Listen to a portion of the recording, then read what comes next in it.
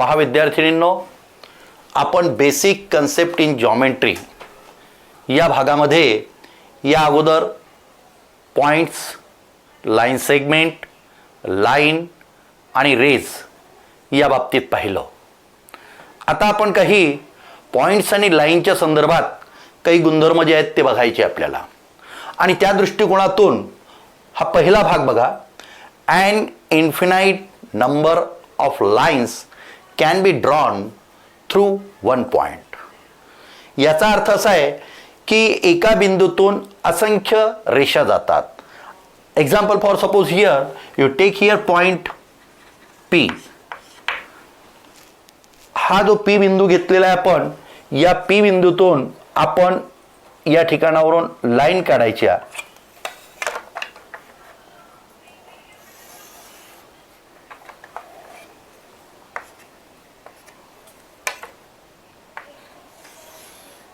Line जेवढ्या line निघतात या पॉइंट P मधून तेवढ्या तुम्ही काढा. तुमचं अशा लक्षात येईल की या पॉइंट मधून आपण इन्फिनाइट लाईन काढू शकतो.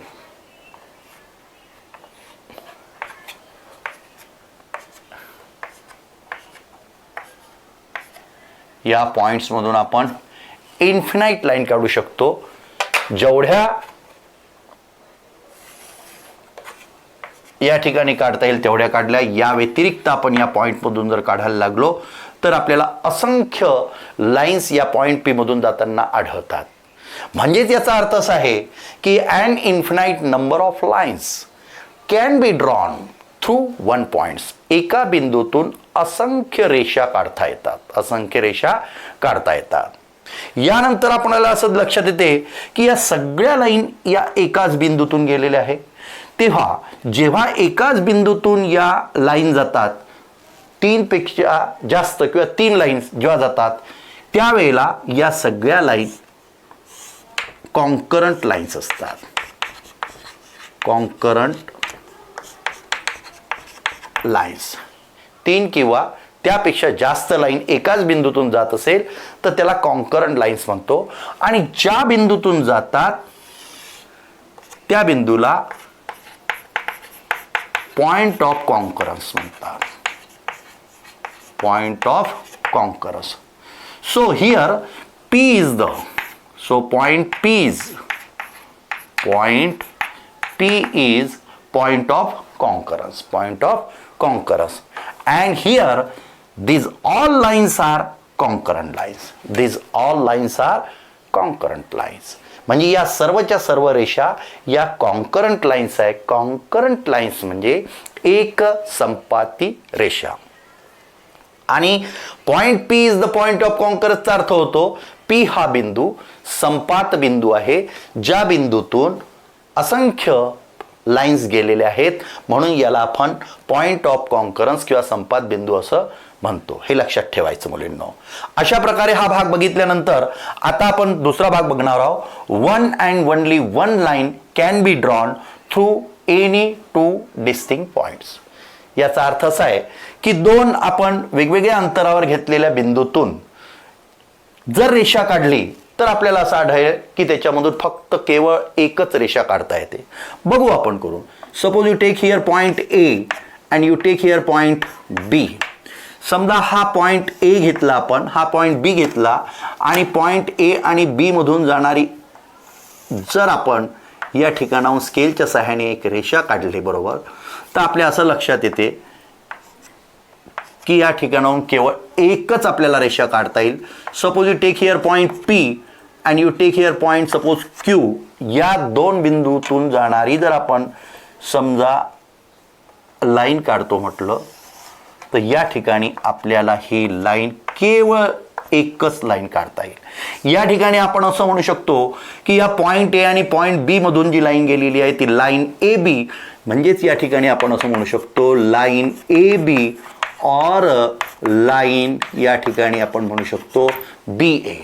आणि या पॉइंट मधून गेलेली लाईन जी आहे ती आहे line PQ or line QP. म्हणजे आपण दिलेल्या बिंदूतून जर रेषा काढली तर असं लक्षात येते की केवळ फक्त आपण एकच रेषा काढू शकतो. म्हणून याच्यावरून असं लक्षात येते one and only one line can be drawn through any two distinct points. दिलेल्या दूर अंतरावरील दोन बिंदूतून केवळ एक आणि एकच रेषा काढता येते. कळलं?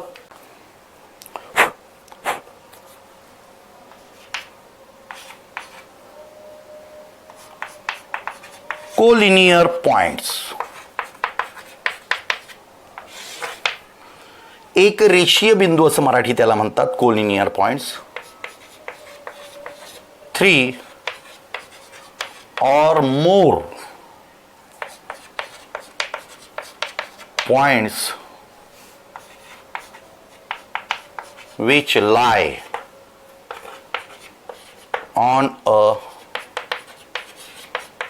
single line said to be collinear points. पहा पोरींनो, 3 or more points which lie on a single line said to be collinear points. याचा अर्थ असा की एका सरळ रेषेवर 3 किंवा त्यापेक्षा जास्त जर बिंदू असतील तर त्याला एक रेषीय बिंदू असे म्हणतात. एक्झाम्पल फॉर सपोज हिअर, ही घेतली आपण एक स्ट्रेट लाईन CD. ही घेतली आपण straight line suppose CD or L. Suppose take here line L. आणि या ठिकाणी पॉइंट्स घेतले आपण, point A, point B, point C, point D and point E. या ठिकाणी या लाईन L वर हा point A, point B, point C, point D and point E एकाच रेषेवर आहे. ज्या वेळेला दिलेल्या बिंदूंचा संच हा एकाच रेषेवर असतो त्यावेळेला या सगळ्या पॉइंट्सला कॉलिनियर पॉइंट्स म्हणतात. So point A, point B, point C, point D and point E are collinear points. म्हणजे हे सगळे बिंदू एक रेषीय बिंदू आहेत, एवढं लक्षात ठेवायचं. आता जसं कॉलिनियर पॉइंट्स पाहिलं त्याचप्रमाणे आपल्याला नॉन कॉलिनियर पॉइंट बद्दल बघायचं आहे. नॉन कॉलिनियर पॉइंट्सचा अर्थ होतो नैक रेषीय बिंदू. आता या शब्दातच तुमच्या लक्षात येते की ज्या एका रेषेवर नसलेले बिंदू म्हणजेच या ठिकाणी आपण असं म्हणू points which do not lie on the same line are called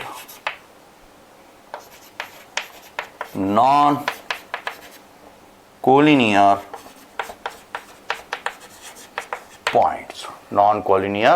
points.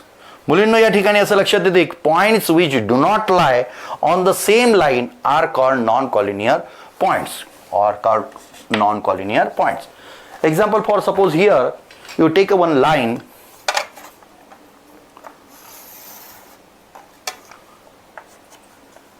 suppose this line name line M. You take a here point, तुम्ही समजा या ठिकाणी पॉइंट घेतले P, Q, R, S and T. या ठिकाणी तुम्ही point P, point Q, point R, point S and point T या ठिकाणी हे पॉइंट घेतले. तुमचं असं लक्षात येते की एका रेषेवर या पॉइंटचा संच नाही आहे. Point P, point Q, point S, T आहे परंतु याच्यातला पॉइंट R नाही आहे. म्हणून या ठिकाणी असं म्हणता येईल की point P, point Q, point R, point S and point T are non-collinear points. Are not collinear points means are non-collinear points. याचा अर्थ हे एकरेषीय बिंदू नाहीत, हे कसे आहेत? नैक रेषीय बिंदू आहे, म्हणजे एका रेषेवर नसलेले बिंदू आहेत. म्हणून these all points are non-collinear points and these all points are collinear points. लक्षात आलं? तर या पद्धतीनं या ठिकाणी कॉलिनियर पॉईंट्सला एका रेषेवर असलेल्या बिंदूंना कॉलिनियर पॉईंट्स म्हणतात, म्हणजे एकरेषीय बिंदू म्हणतात, आणि एका रेषेवर नसलेल्यांना नॉन कॉलिनियर पॉईंट्स म्हणतात, म्हणजे नैकरेषीय बिंदू म्हणतात. एवढं तुमच्या लक्षात आलं असेल. यानंतरचा पुढचा भाग आपण बघणार आहोत तो म्हणजे प्लेन. तो म्हणजे प्लेन. हे कळलं? पहा आता मुलींनो,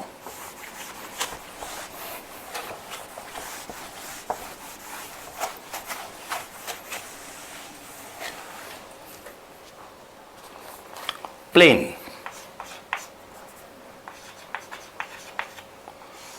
प्लेन्सला मराठीत म्हणतो आपण प्रतल. काय म्हणतो आपण? प्रतल. तुमच्या पुस्तकामध्ये या ठिकाणी प्लेन्स दिलेला आहे. या ठिकाणी 3 फिगर दिलेले आहेत. एक टेबल आहे, ब्लॅकबोर्ड आहे आणि सिलेंडर आहे. Planes. Look at the picture. What kind of a surface do you see? तुम्ही हे चित्र बघा, कशा प्रकारची यांचे पृष्ठभाग दिसतात ते बघा. The surface in the first 2 pictures are a flat. पहिल्या 2 चित्रामधले जे पृष्ठभाग आहे हे फ्लॅट म्हणजे सपाट दिसतात तुम्हाला. Each flat surface is a part of an infinite surface. हा प्रत्येक फ्लॅट सरफेस जो दिसून राहिला याचा जो भाग आहे हा इन्फिनाइट सरफेसचा भाग आहे. म्हणजे इन्फिनाइट सरफेसचा अर्थ काय होतो? अनंतापर्यंत, अनंत दिशेने गेलेल्या पृष्ठभागाचा हा एक भाग आहे. पृष्ठभागाचा भाग आहे. चारही दिशेला अनंत स्वरूपात असलेला जो पृष्ठभाग आहे त्याचा हा असलेला एक भाग आहे, हा त्याचा अर्थ होतो. आणि म्हणून या प्लेन्सला आपण असं म्हणू, a flat surface is called a plane. सपाटच्या पृष्ठभागाला म्हणतो आपण प्लेन. म्हणजे प्रतल. प्लेन म्हणजे प्रतल असे म्हणतो. आता मुलींनो आणखीन लक्षात ठेवा, the name of the plane in the picture is a H. Suppose you take here plane, the picture of a plane, suppose like this. याप्रमाणे हे प्लेनचं चित्र आहे. या प्लेनला आपल्याला जर नाव द्यायचं असेल तर आपण अल्फाबेटिकल जे कॅपिटल लेटर आहे त्या कॅपिटल लेटरमधलं ए पासून झेड पर्यंत कोणतंही आपण या ठिकाणी नाव देऊ शकतो. Like a plane H. Plane H असं म्हणू शकतो, प्रतल एच. आता एक गोष्ट लक्षात ठेवायची की या ठिकाणचा जो हा प्लेन काढलेला आहे हा एक अमर्यादित स्वरूपाच्या पृष्ठभागाचा हा भाग आहे. हे दर्शवण्यासाठी या ठिकाणी अशा प्रकारचा ॲरो दिले जातात. या साईडला आणि या साईडला, म्हणजे राईट साईडला ॲरो दिला आपण, अप साईडला, डाऊन साईडला आणि लेफ्ट साईडला अशा ॲरो दिला. या ॲरोचा अर्थ काय होतो? याचा अर्थ असा आहे की हा जो प्लेन आहे हा अमर्यादित, इन्फिनाइटली, याचं जे पूर्ण डायरेक्शन आहे इन्फिनाइटली डायरेक्शन दाखवते आहे. म्हणजे याचं अनंतपर्यंत असं डायरेक्शन म्हणजे दिशा दर्शवते आहे. याची सुद्धा त्याचप्रमाणे डायरेक्शन दाखवते इन्फिनाइट. इथे इन्फिनाइटली अशी डायरेक्शन दाखवते आहे. परंतु जनरली आपण लिहिताना, स्मॉल फिगर काढताना हे डायरेक्शन दाखवायची काहीही गरज नाही.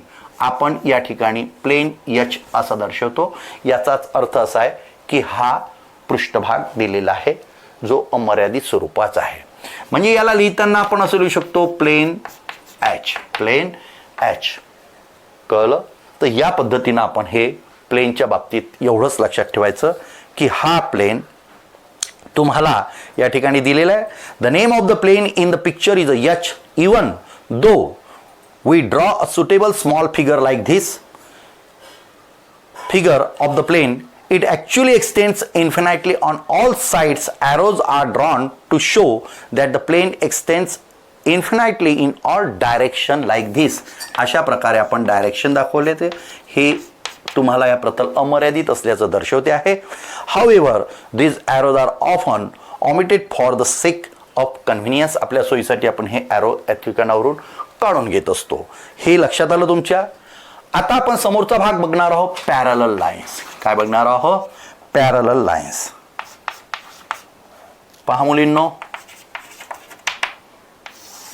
पॅरलल लाईन्स म्हणजे काय? पॅरलल लाईन्स म्हणजे समांतर रेषा. कशा रेषा? समांतर रेषा. Like this. ही जी तुमच्यासमोर स्केल आहे याच्या दोन्ही एजेस बघा. ही एज आणि हे एज बघा. या दोन्ही एज जे दिसतात हे पॅरलल आहे, पॅरलल टू इच अदर, एकमेकाला हे पॅरलल आहे. म्हणजे कुठेही जरी किती वाढवले तरीही एकमेकाला छेदत नाही. परंतु महत्त्वाची गोष्ट लक्षात ठेवा आता याच्यामध्ये, लाईन, आता याची definition, lines which lie in the same plane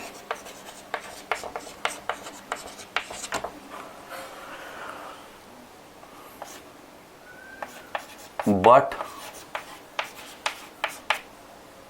do not intersect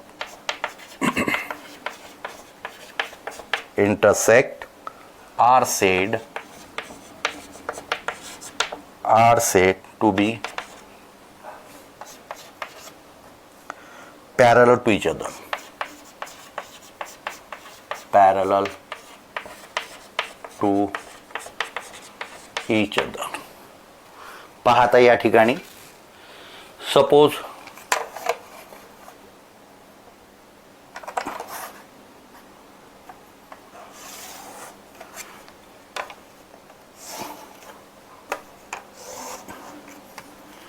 this is a plane. मुलींनो हा एक प्रतल आहे. इन दिस प्रतल you take here these two lines, line A and line B. It's a H plane. Look here. पहा मुलींनो, line which lie in the same plane, एकाच प्रतलामध्ये ज्या लाईन्स असतात but do not intersect are said to be parallel to each other. ज्या line या एकाच प्रतलात कितीही अंतरापर्यंत जर वाढत गेल्या, म्हणजे इकडे किती लांबपर्यंत गेला, इकडे किती लांबपर्यंत गेला, राईट साईडला किती लांबपर्यंत गेल्या, लेफ्ट साईडला किती लांबपर्यंत गेल्या, तर एकमेकाला जर छेदत नसतील तर त्याला म्हणतात पॅरलल लाईन्स.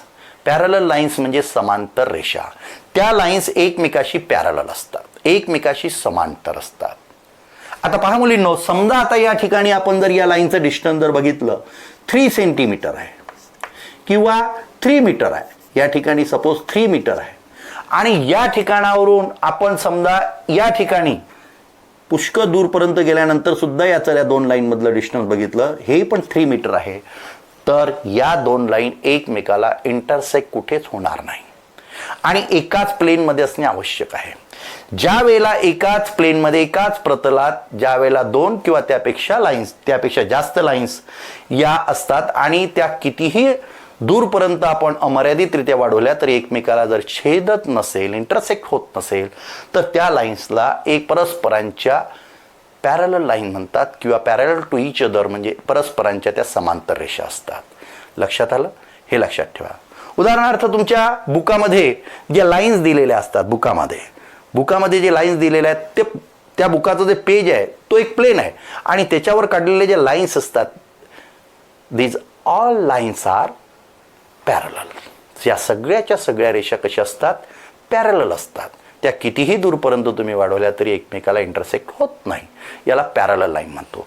पण ज्या लाईन समजा एकाच प्लेनमध्ये आहे आणि त्या लाईन जर समजा एकमेकाला अशा इंटरसेक्ट करत असतील तर याला इंटरसेक्टिंग लाईन म्हणतात. सपोज P अँड Q आणि या ठिकाणी M या पॉइंटवर इंटरसेक्ट होत असेल तर याला म्हणतात इंटरसेक्टिंग लाईन्स. इंटरसेक्टिंग लाईनचा अर्थ काय होतो? छेदणाऱ्या रेषा. पॅरलल लाईनचा अर्थ काय होतो? समांतर रेषा. या एकाच प्लेनमध्ये एकाच प्रतलात आहे, दोन्ही लाईन एकमेकाला छेदत नाही म्हणून याला पॅरलल लाईन म्हणतो. या दोन लाईन परस्परांना M या बिंदूमध्ये, M या ठिकाणी पॉइंट M या ठिकाणी या इंटरसेक्ट होतात म्हणून याला इंटरसेक्टिंग लाईन म्हणतात. Line P and line Q are intersecting lines and line A and line B are parallel lines. कळलं? तर अशा प्रकारे आपण बेसिक कन्सेप्ट इन जॉमेट्री म्हणजे भूमितीय मूलभूत संबोध हे सगळे समजून घेतलेले आहेत आणि या पद्धतीनं तुम्ही या सगळ्या गोष्टी निश्चितच समजल्या असेल तर या प्रकारे याचा पूर्णपणे तुम्ही अभ्यास करावा. हे कन्सेप्ट पूर्ण लक्षात ठेवावे, कारण पुढील वर्गामध्ये आपल्याला हे कन्सेप्ट शिकवले जाणार नाहीत. या कन्सेप्टवर आधारित जे काही जॉमेट्रिकल जो काही कन्स्ट्रक्शनचा भाग असतो तो आपल्याला बघायचा आहे आणि याच पद्धतीनं तुम्ही निश्चितच पुढचा अभ्यास करण्यासाठी तुम्हाला हे सोयीचं होईल. ठीक आहे. थँक्यू.